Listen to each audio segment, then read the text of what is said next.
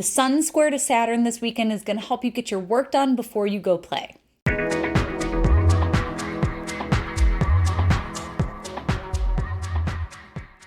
On May 28th, we've got kind of a somber and serious energy coming in. We've got the Sun in a square to Saturn in Pisces. This is another planetary signature that's a little newer to us. 2023, early 2023 is kicking up a lot of new celestial energies, which is helping us sort of change seasons on a collective level, which is really interesting. It's just like all this new planetary energy is coming in, and we're all just getting to know it. We're all sort of still settling in. So I think that this Sun in a square to Saturn on May 28th, it's unlike any Sun-Saturn square we've seen for a little while, happening in the mutable signs now. So there's going to be something a little different about it. It's not going to be as fixed and frigid as some of the last Sun square Saturn episodes we've seen. So they're mutable. There's something dual about it, which is great because Saturn in Pisces can be definitely very melancholic, right? It can be kind of a bummer. It can be really kind of emotional. It can be kind of sad. For me, what I've really been experiencing with Saturn in Pisces is this sense of hopelessness. I get kind of bummed out about the world a lot more than usual. I think it just feels a little bit more heart-centered, like with Saturn in Aquarius, you could kind of compartmentalize it a little bit more, but I think that the water quality of Pisces is just you tap into something on a little bit of a deeper level. So yeah, on one side, there's that melancholy side of Saturn and Pisces that can be quite emotional. But there's also because it's a dual sign, there's also the upliftment side of it, is trying to find the hope, doing the work, the Saturnian work to create it, to make it more visible, to make it more palpable, to look for it and notice it and participate in it. So yeah, we've got the Sun in Gemini. Gemini is kind of like a playful sign. Obviously an air sign, there's a desire to plug in and find the information and just kind of know what's going on. But there's also a playful side of Gemini that doesn't take things all that seriously unless it really, really has to. And so there may be this pressure from Saturn saying, no, we need to take this more seriously. But then there's this pressure from the Sun saying, lighten up. So there can be sort of this friction between the Sun and Gemini saying we need to lighten up, and this energy from Saturn saying, no, we need to take it more seriously.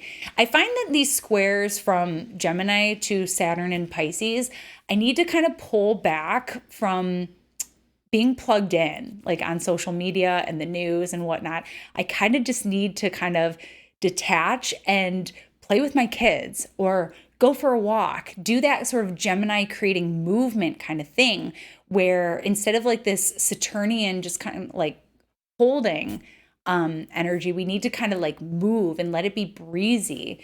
So yeah, generally Sun square Saturn can be kind of more serious. One of the ways that it can be useful is focus. So if there's something that you do need to attend to, if you do need to kind of pull off of that Gemini butterflying, just playfulness, mischievousness, and you need to kind of be serious about something and get something done, that Sun square to Saturn can be a nice kind of reprieve mid-Gemini season to actually get the thing done in a timely manner. Saturn is here to say time is of the essence, and the sooner we tend to this, the sooner we can go back to playing. So that might be part of the energy that we're encountering.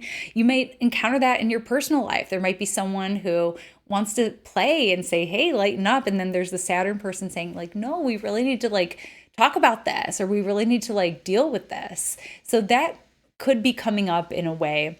But yeah, generally I find that Sun square Saturn is really good just for tending to business, taking care of business. It can be a little bit more somber. I think, this is occurring here in the United States. We celebrate Memorial Day on Monday, the following day. And this is happening on a Sunday. So it kind of is interesting how that kind of plays in. So if you observe Memorial Day, you might feel extra somber on this day. It's just a little bit more of a contemplative energy.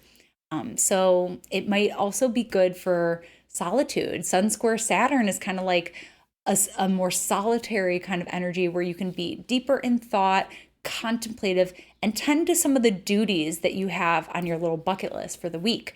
It can also be really good at getting clear. So yeah, like Gemini is an energy that tends to like diversify and scatter its energy a little bit, and Saturn can sort of clarify the necessities or what's most important for us. So that's a little bit about the sun in a square to Saturn. It's really good about like getting control, taking initiative, taking authority, and just saying, you know, this is the way that we're going to handle this today. So I hope that that energy is productive for you. And I hope it doesn't get you too down in the dumps, but if it does, this is the planetary combination that you can blame for that. So that's a little bit about Sun square Saturn, and I hope it's ultimately productive and clarifying for you. All right, talk to you next time. Bye. Thanks for tuning in with me today. For more astrology in your world, you can connect with me on all platforms at Astro Catherine. You can also book your reading with me at catherineurban.com. And hey, you may also want to join Cauldron, my monthly astrology meetup.